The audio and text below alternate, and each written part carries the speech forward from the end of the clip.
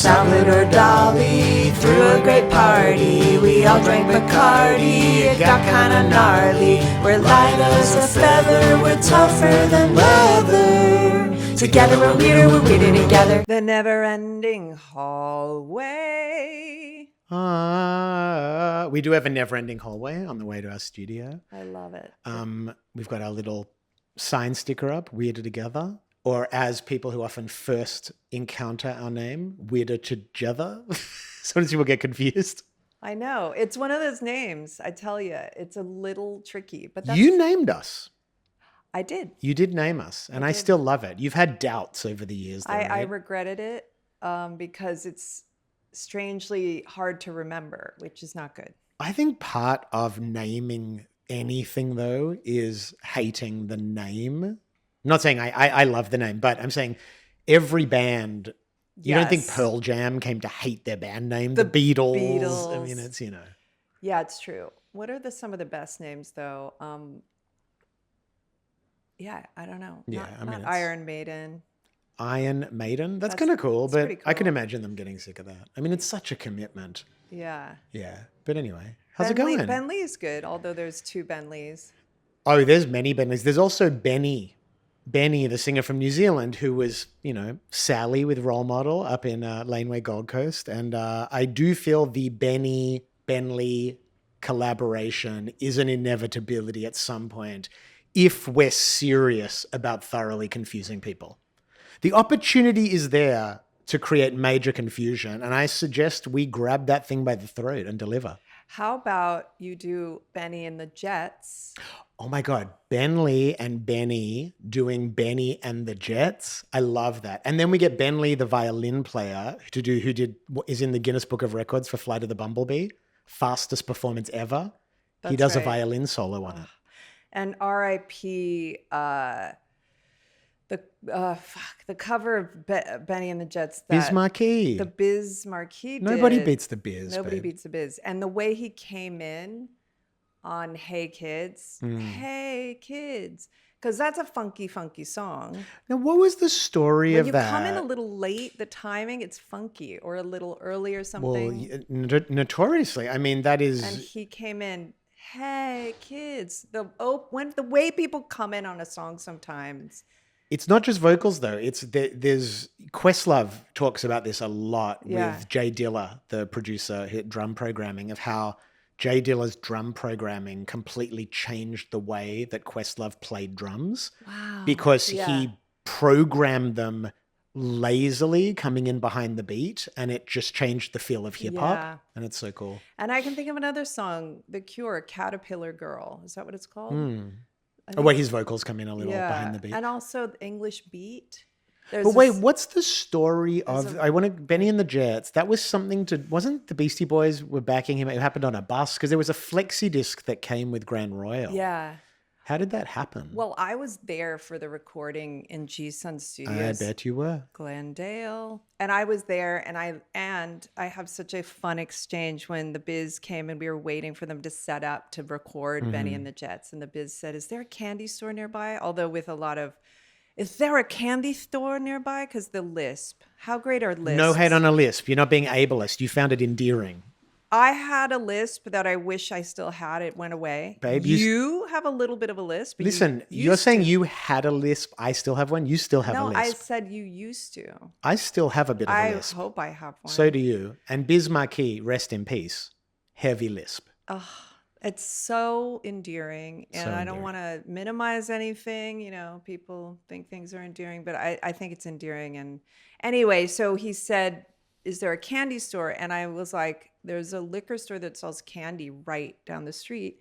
And we walked together and he got a bag of candy. And literally it was like from like a cartoon because it was a brown paper bag. And he was holding it where he scrunched up the top of it and it had candy in it. And it's like a little kid holding a paper bag of candy.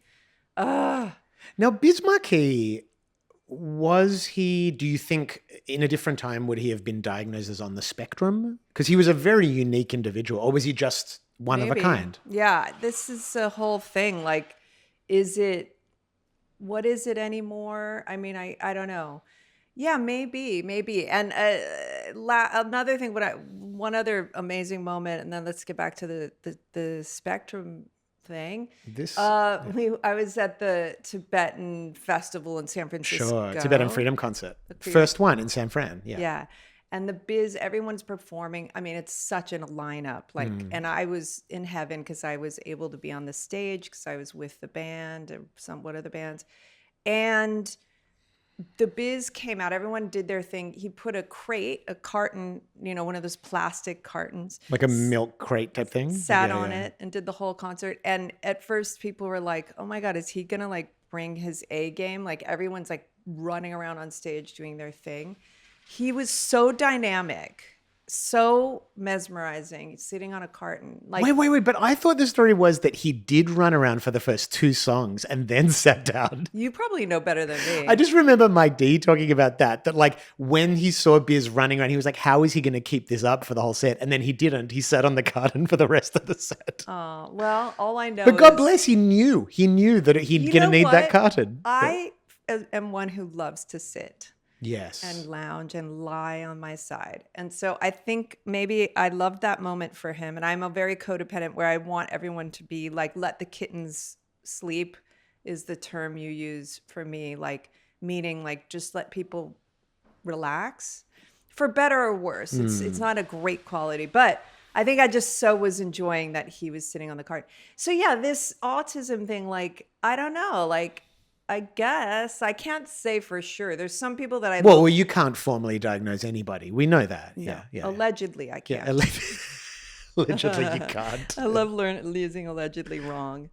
I don't use it when I have to and should. Now I'm using it. Allegedly, I can't diagnose. I actually don't think that's alleged. I think it's officially confirmed that you can't diagnose anyone with autism. Officially, I cannot. But yeah, I don't know. But some people I look back and I think, oh yeah, that was probably someone on the spectrum. What's interesting yet is people who are deeply unique and idiosyncratic, and the way we used to sort of make space for that in society but also not make space for it, I guess, in a way, because by marginalizing someone as an eccentric, in a way, you're sort of brushing off any of their issues, and you're kind of like, they're kind of weirdo. Yeah, and I guess so. Yeah. Yeah, I love this moment in Sam Fragoso Talk Easy interviewing Kate Winslet. And she said, do you think you're on the spectrum? And he's like, I don't know, do you? And she's like, yeah, probably.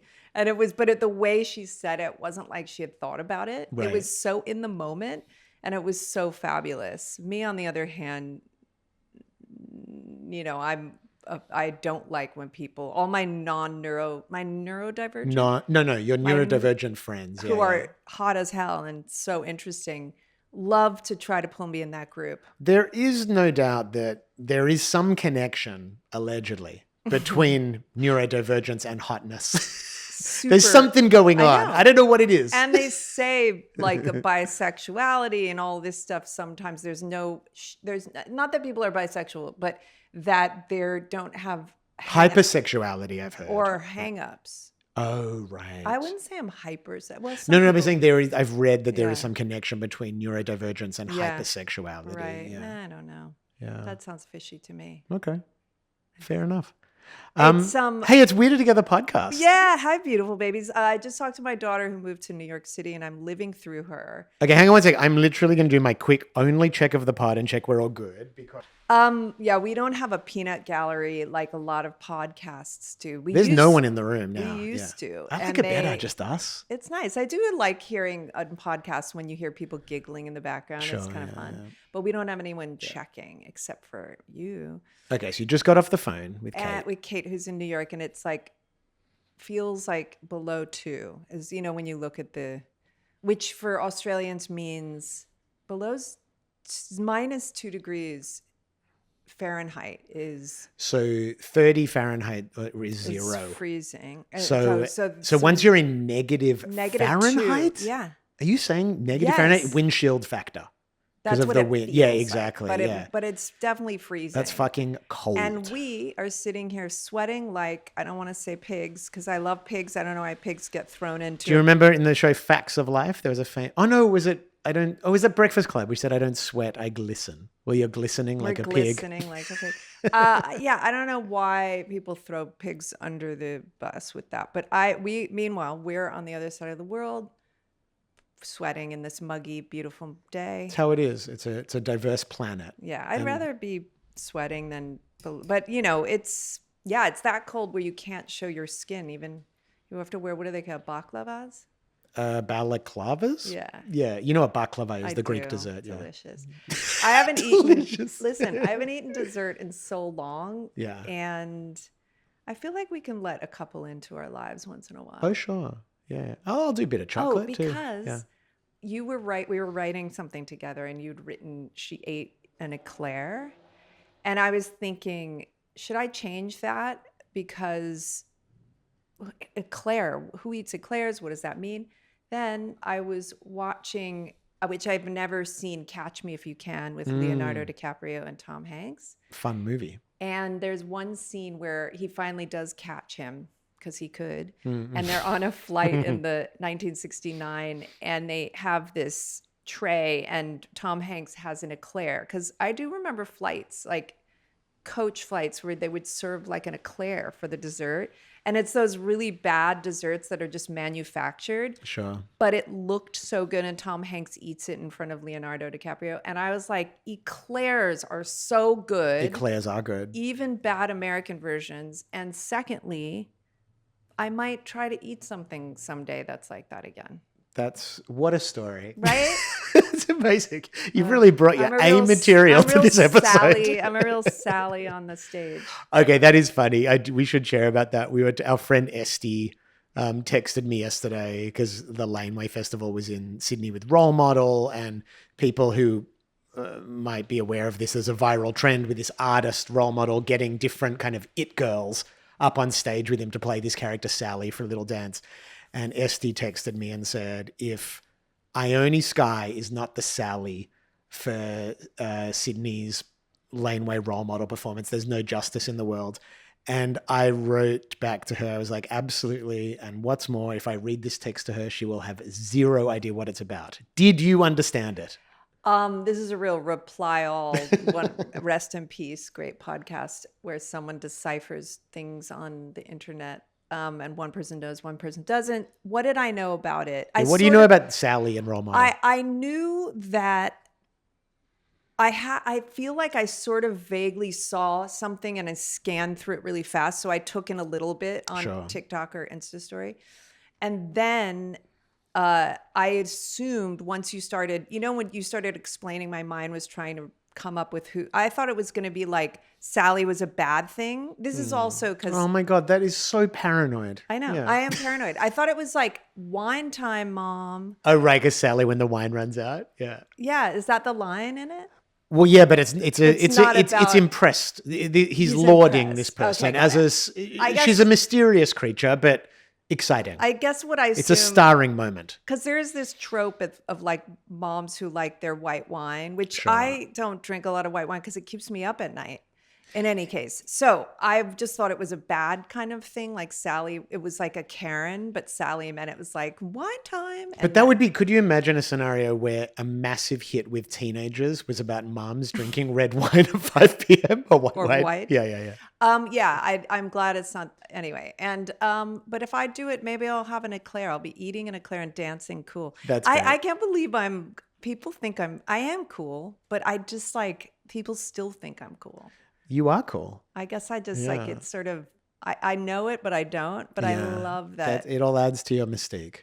No, we're all, those of us that appreciate I was chatting to someone the other night who's a fan of the podcast and who loves you. And I said, oh my gosh, if you love Ione's Mind, you'll love this story. Last night, I said, you were showing me photos of inspiration for a headboard in our bedroom because we don't have a headboard behind our bed. Yeah. And you said, I've got this photo for inspiration for our bedroom. And I was like, sure, show it to me. And you showed it to me and it was just a horizontal, like a landscape image of a nude man draped over a bed, the rest of the room in almost darkness. And I guess that's how you would like me to present myself to you in the evenings? Oh, well, for sure. I do love your ass. But that if you look closely in that picture, there's it's a Nan Golden picture. Sure, yeah. And if you probably do know Nan Golden, if you don't, famous photographer, epic book. Sort of a seedy underbelly of New York City. Yeah, her probably most famous Yeah. book is called, what's it called? I'll Be Your Mirror. Oh yeah, I'll Be Your Mirror. And then there's one other that's also phenomenal. So this was one of her boyfriends who was a junkie. In the picture, there's like a syringe even under that. It's a New York apartment in the early mid 80s. Yeah. Mid 80s maybe. Anyway, it had a brick wall. We have a brick wall. Yeah. And they had this sort of paisley tapestry. Okay. And I'm kind of like been intrigued with paisley, which originally is like ancient sort of Ottoman Empire Persian. Paisley is like kind of phenomenal. And then people loved it in the 70s. It's hard to do paisley. So I just thought, also with the brick, I was like, maybe we do like find a tapestry and go paisley. I get it, but as inspiration for an image that you were able to see past this fully nude man draped on this bed and focus on the tapestry. And then I was like, but knowing you, I was knowing that probably enhanced what you were seeing. Well, you were like, her photos are like paintings. Yeah. And in paintings, you do notice, and I paint what's in the background, and in rooms, I like interior design. So even in a photograph, I might like fixate on, oh, this is an apartment in New York with a brick wall, and how did they? Of course, I don't want to do it like them, which is just like, ugh, the things under the bed. I don't want things under the bed. No, I know no you more. don't either. No more things under the bed, especially not communists. Ah, Was that the thing? There's a red under every bed. We do have things under our bed. Beautiful No babies. communists under there, though. No, we have like bedding in plastic containers. Do you want to chat about the doco series we watched on Netflix this weekend? Oh, yeah. And do you want to maybe give me a clean line introing the subject matter? Oh, my God, Professor Lee, if I could do this. Okay, so just for the listeners, let me explain what's happening. I got But it. let me tell them why I'm asking this. Because we pull all these clips for social media, and because I'm often the person keeping us to Task. what the beats are going to be, that we're like, oh, we've got to discuss this, and this. They often start with me saying, hey, let's talk about this thing. And I was like, I think there is a portion of our audience who wants to hear me and see me. Not only that, whoever starts, like I feel like you could bring people in, but as opposed to anyway. So I've said, could you maybe start conversations a little more? Right. I'm more the Howard, not the Robin. I want you to be the Howard in this case. Saying. Yeah. I mean, we can take turns, but yeah, for sure. So how would you start this conversation? This weekend, we watched a documentary together on our new sofa called Take That. It wasn't called Take That, but it's about Take That. Take That, the British boy band from the 90s. Yeah. Now, what did you know about Take That? I knew they were in the boy band genre in England. Robbie Williams was part of it. Robbie Williams left. The boy band thing, Menudo, Take That, Boys. New Kids on the Block. Boys for Now for Bob's Burgers. Yeah. And then NSYNC and Backstreet Boys and all those, yeah. But the Strokes. Yeah, and then the girl, and then the female girl versions, obviously Spice Girls, blah de blah da da. So I always have that built-in like corny, this is corny kind of thing. But I didn't know much about them, but it was a really well-made documentary, Beautiful Babies, about Take That, and I really, really loved it. It was like.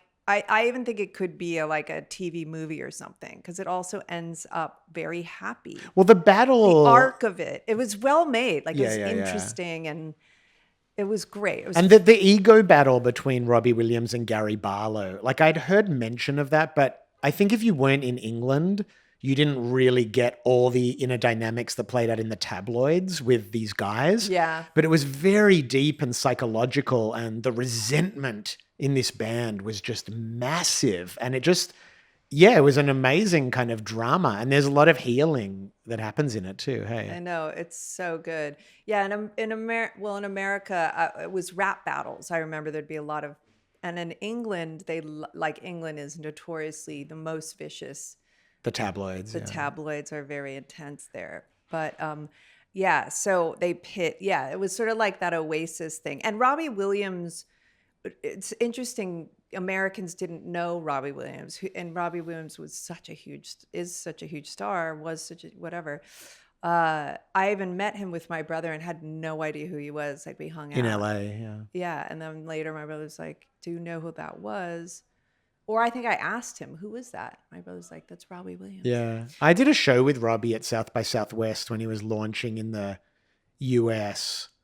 And I was right when I put out Breathing Tornadoes. We played South by Southwest together. And he was just, yeah, the vibe off him was just a superstar. Like it was amazing. Yeah, the charisma. And his persona, he didn't know what to do to stay relevant. So he became asshole. Yeah. Because he sort of was an angry, insecure guy. And he just put down Gary Barlow deeply, this other band member.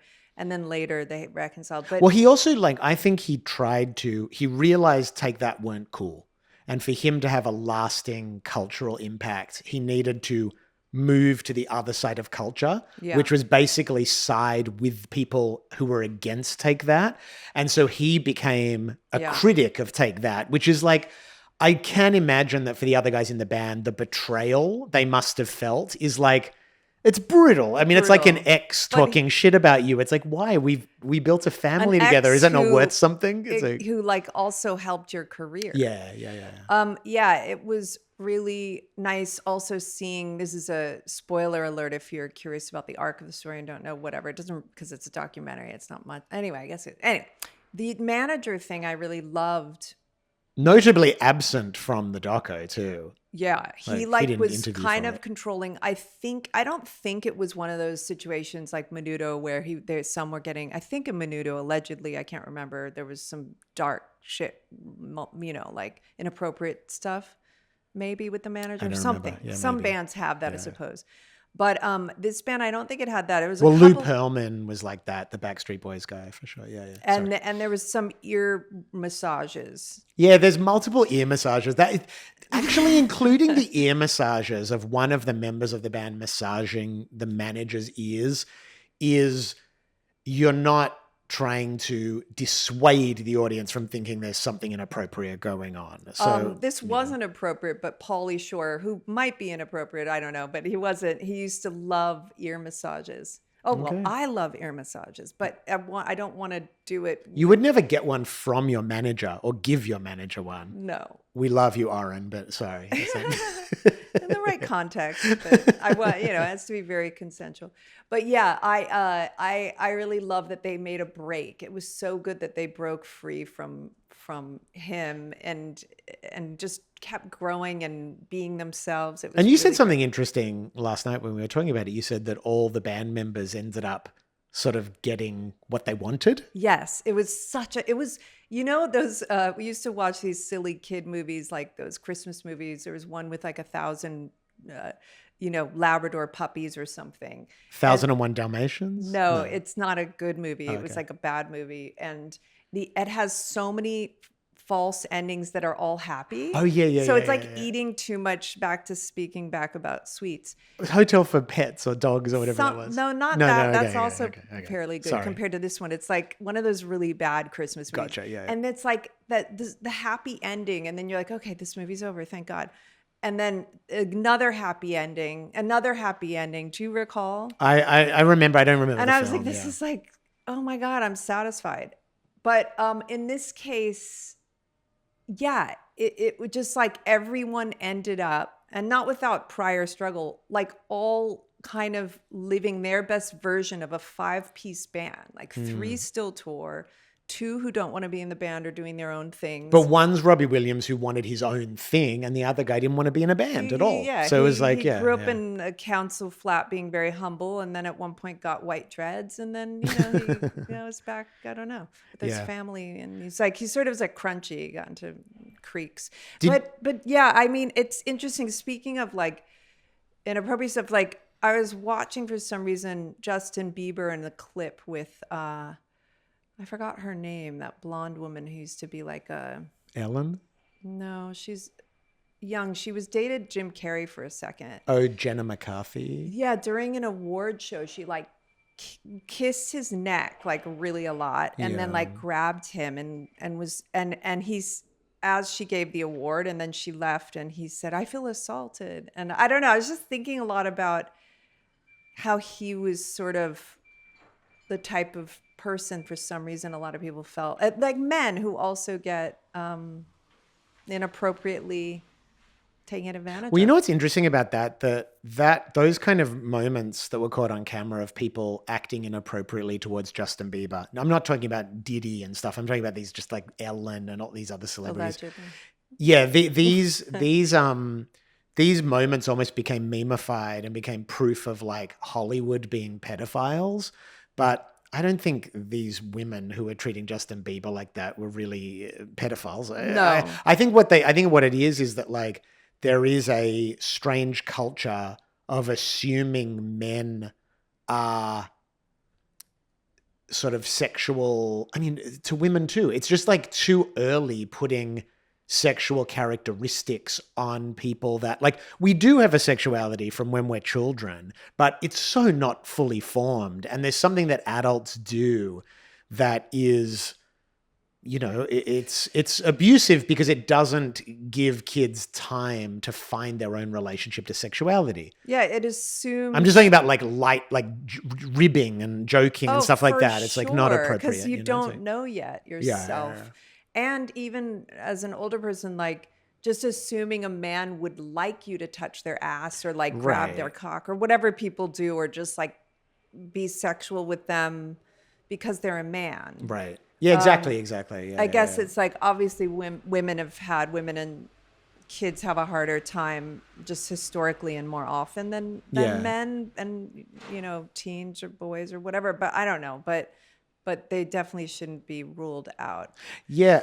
Just back to Robbie Williams, I want to say Yeah, one thing. I had yeah. one little story I wanted to share. Please. That Kylie Minogue told me that one of his rap lines that he did in the song Kids was inspired by me. Because at the time when I put out Breathing Tornadoes, I was like talking shit to the media going, this is the greatest Australian album ever. It's the best album since Back in Black. And apparently Kylie said Robbie loved that. And that's why in his rap on Kids, he says, I've been dropping beats since Back in Black. So it was so fun to have my own foolish arrogance Isn't that the best? like immortalized in the words of another foolishly arrogant pop star. So good. I love that. So good. And the story of Back in Black is really cool. You were telling me that once AC/DC lost a band member, Bon Scott, their singer, yeah. and then they kind of came back In black. in black. But it's so like it's just coming back, like, well, New Order and Joy Division. Joy Division, but coming back, it's so incredible. And Back in Black also the double entendre, because black is for a funeral. Yeah. No, I think there's only a few artists that have pulled off this massive reinvention and recommitment after a massive tragedy. I mean, I would put Dave Grohl in that category too, even though it wasn't like the band went on. He found the fortitude and resolve and ambition to have another major swing, which is like after you've been, you know, hurt in that way, it's like it's very difficult. And you look at like New Order transitioning out of being Joy Division and what AC/DC did, finding a new singer. God, it's such a rare feat. It is so impressive. Absolutely. And to kind of get bigger than you ever were before. I mean, it's What about when amazing. they change actors in a show, like a TV show? Yeah, like in Cheers. That worked. Yeah, who was that? It was first Well, it was first. Yeah, it became Matthew No, it was the No. Shelley Oh, yeah, Long, that's right. and then who replaced her, or which way did it go? The Scientologist woman, right? Oh, Kirstie Alley. Yeah. Yeah, exactly. Yeah, That's that- one of that one really that worked. one worked. That one really worked. And Roseanne, they switched a daughter out at one point. right. Yeah, Yeah. it happens. I know. I just what do I hope for the Epstein files? Oh my God. You just want people to get arrested. I know. And also just, it was interesting watching that person, like people fixating on babies or something. It's like kind of I don't know what the hell that is because I'm too scared to look, but it feels like that could be maybe something not really happening. Who knows? I don't think so. But Well, there's a lot of horrible things that really happened in these files that didn't release. And then there's a lot of reports that were made that are totally unsubstantiated. Right. So I just in think terms of there's us as enough- civilians passing through, like, what are we meant to do with this? We don't have the skills want it to be derailing the focus. Well, guess what? It is going to derail the focus, because that's what happens. That's like a now. tactic. Like, anyway. Speaking of derailing focus, I got derailed on Friday night. I played at Manly at this new venue called Felon's Barrel Room, and someone in the audience held up from the front row a picture of my old guru in the cult I was in for years, like held it up to me while I was performing. Yeah. And it was so weird, because I think what was so weird about it was the presumption of intimacy that this person had with me. Like, look, I'm going to connect with you in this very personal way. Yet they obviously didn't follow me very closely or hear much of what I've been talking about for the last 10 years. Yeah. So it was just so off. It was so weird. That would throw me. It was so weird. I mean, also it's funny that I find it's presumptuous for me to assume. I also find it like, what? People still think that Ben's in a cult? Yeah. That was so long ago. But it's like, well, this is a person who's in the cult, obviously. but it's presumptuous to think that someone would keep up to date with our life. Yeah. No, he is. But if you're going to hold a picture up of a guru in the front row of my concert, that assumes you're saying, I know something about you. Exactly. So it just seems weird to know something, but also how little you know. And the way things change, I'm always sort of like, how's your mother? Are they still alive? Exactly. Or like, you don't, how's your wife? Are you still married? It's like holding up a picture of someone dated. Yeah. Like 10, 15, 20 years ago, and assuming they still like them or are with them or whatever. Anyway, very weird. I played an excellent festival on Saturday in Tasmania outside Launceston called Party in the Paddock. It was fantastic. It was almost all Australian artists. It was about half an hour outside Launceston. It was my favorite type of festival because it was spread out in a really natural place. Not too hot, not too big. Yeah. Like I find there's these things that happens with festivals where they become really corporatized and they all go, how much money can we make? How big can we get? How big are the artists? This was pretty much all Australian artists, which were amazing.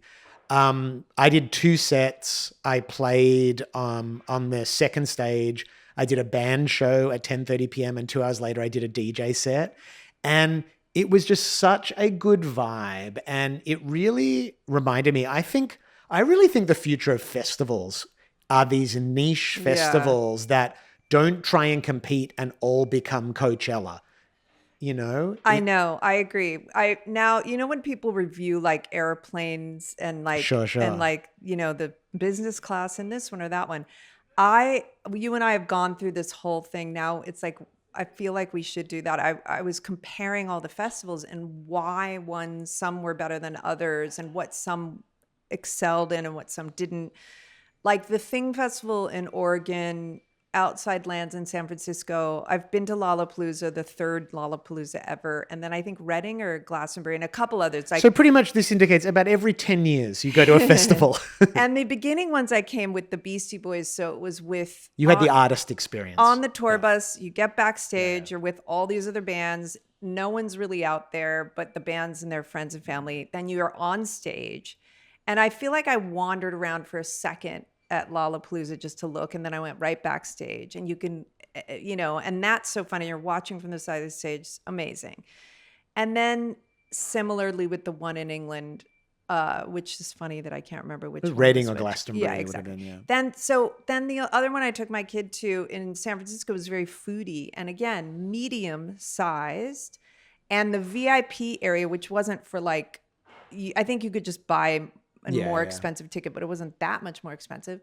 And it was like super bougie, like, just like up on a little landing, nice couches, nice cocktails, and then you can wander around, and the people watching was terrific. And it was pleasant. Pleasant. And the food, and then like finding little tents. I saw like this band who did all this Wes Anderson music, and then I saw, it was a long time ago, Billie Eilish was not even a big thing, and there was some, but it wasn't but the one we went to, not to diss, but it was kind of like hectic and packed and packed in. I think there is a tendency, and it really ruins so much art and music, to just make as much money as you can. And I love making money. Every artist I know loves making money, but not at the expense of the experience of the art, the performance, the audience. Yeah. Unless it's like truly just spectacle, like...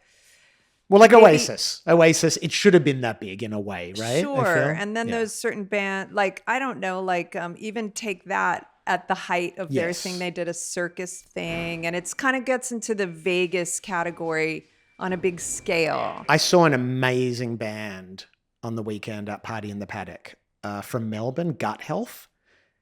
Fantastic band. It reminded me of, in a sense, like more experimental rock. Like it had touches of like Tortoise, or like, for some reason I want to say like Olivia Tremor Control, like sort of like noisy, hectic, but hyper, just great vibe. The singer Athena just bounces around like total star. And it made me think a lot about how important it is to have bands that are not pop in our music industry. Right? Because the thing about Australia is it's such a small population relatively that in some ways the message is sent to artists that the only way to have a career where you can pay your rent is to have a pop hit. So there's this flattening sort of, there's a flattening effect on the type of music that's made. And I write pop songs. I mean, it's like you can write pop songs. It's great. I love pop music. But it's so important to have musical diversity. And I was seeing this band just killing it. This is not commercial music, but it is like for people that love live music and rock music and complicated music. It was like inspiring and just creative. And like I recently heard this other band, Twine, from Melbourne, who are really good, and Dealers of God and Convenience Store. And I really feel like out of Melbourne particularly, there's like a kind of experimental music scene like re-emerging again. And I'm just really excited about it. I don't know. I just feel like we're lucky in Australia because we've got like the grant system where some of these bands that are not going to make their money back by having a hit can get some support through arts funding, because I actually think they're really keeping culture alive and pushing it forward. But you just can't have an industry built exclusively on artists trying to have pop hits, Hear, hear. Hear, hear. But Gut Health. They're an excellent band. Yeah. I liked listening to Kira Swisher on Pivot talk to Jeremy, whatever his name is, who created, he did Rivalry and his producer. And because it was in Canada, hearing about how Canada does TV and movies with the government's help, and then they need a small percentage of extra money from somewhere else. Yeah, gap funding. Funding, but mainly the government if you tick off certain boxes. And it was just so cool to hear them break it down, because that's what it's like here in Australia. And I guess I knew that, and I'm sure there are other countries that do that, but I didn't. It's, why it's important to have people talking about that, particularly on American mediums, because so much of the American mentality demonizes any form of socialism or any government supported like welfare-based systems. Like the idea that how deeply threatened by socialized medicine so many Americans are is like so insane, let alone arts funding. That's, absolutely. They just could not grasp that. Yeah. I mean, people I guess the fear is that it's funny. Like, what is the fear? You're not going to be the doctor who makes all that money, the one private doctor. I feel like that's what I used to think about when I thought of socialized medicine. I was like, what about the rich doctors? Because in America, if you were a doctor, it was like you were doing well. Well, rich people can still go to wherever they want. I know. So now I'm like, really? That's what I wasn't really fearful of communism. I was like, well, wait, what's going to happen? And that's the same with the industry, the way that certain people get paid a lot, the actors, if they're, which sort of makes sense because they are bringing in people into this theater. But now there's talk of like paying the crews on films, giving them a little percentage of the project, and just having things be more, like fair, not like that there's this 1%. But that whole concept of 1% also seemed super radical to me. Like just listening, it takes so long to start. And the same with like having Australia be British.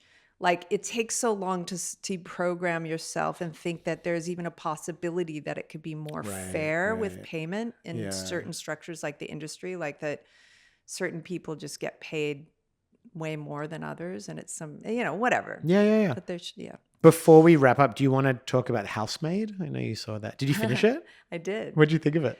I haven't seen it. I was curious that Paul Feig, who directed it. That was interesting. Bridesmaids fame. Yeah. Yeah, and also Love, the TV show Love. He did episodes of that, yeah. He came from Freaks and Geeks. He came from that realm. Didn't he create Love? No, that was that guy Paul Rust. Oh, that's who I'm confusing. That's why I was like, Paul Rust. No. Paul Feig is like a comedy director. Oh, got it. Oh, that makes more sense. I was picturing Paul Rust. He did like the Melissa McCarthy films. Right, like he's good. He's a really solid, great comedic director. Unashamedly stupid, but like I went to the theater alone because you were away, and I was sort of just like hadn't made any plans, so I was like, I'll just go see a movie. And it was late, and I was thinking I can just stay for like half an hour, but then I kept staying, and then I finally did leave because I was getting tired, and I finished it at home. I'm so spoiled. It's so crazy. That's how paid so like much we money. Go to the movies now thinking I could finish this at home. It's like we can't just sit there for 2 hours. That's a horrible thing to say. No, mainly I sit through the movie, but I thought it was really. You could review it as such as like, did they keep your attention? Did you check your phone? Did you leave? Yeah. It kept my attention, and it's a silly movie. I'm going to be playing Western Australia this weekend. I don't have the dates on me, but look them up. There's 3 or 4 shows there. So come along. It's been a minute since I was on the other side of the country. Wait, West is Perth or Perth? Yeah. Oh. Flying all the way over there. Shit, you're not playing the jail. No, that was a one-off. That's not my regular gig. Do you think anyone's done that Elvis Jailhouse Rock look? I don't know. I'm not sure if I could pull that off though. I'm not sure. You're wearing stripes today. I am. Good call. Frig, that was a cool look. Fremantle Prison. I don't believe in the penal system exactly at all, but when Elvis did that as a look, it was pretty cool. Beautiful babies. Thank you for tuning in. We're Together podcast, and we'll be back with you soon. Yeah, thanks for listening, and write in a lesson. Give us a lesson. Write in a question. Yeah, send an email to us at weirdertogetherpod@gmail.com. We'll be back midweek and answer one of your questions. Bye. Bye. Together we're weirder together.